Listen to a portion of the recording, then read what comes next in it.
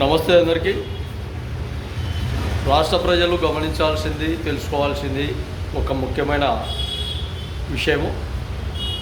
రాష్ట్రంలో ఎక్కడైనా కానీ దౌర్జన్యాలతో ఇబ్బందులు గురి చేసే విధంగా మేము గొప్ప, మేము రౌడీలం, మేము గుండాలం, మేము దాదాలం అని ఎక్కడ ఏ విధంగా విరవీగినా కూడా ఎవరైనా కానీ సమాజంలో చివరికి చట్టం అనేది ఒక బలమైన సాంకేతికం ఉంది.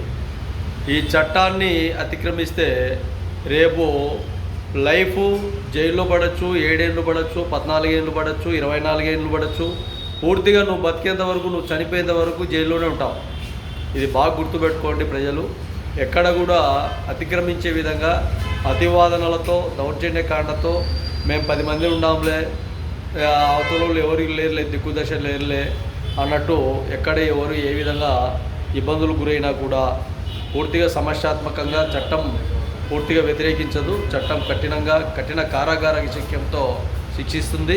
కాబట్టి ప్రజలు ఎక్కడ కూడా ఎప్పుడైనా కూడా చట్టాన్ని అనుసరించండి, చట్టంతో మెదలండి, చట్టంతో కదలండి.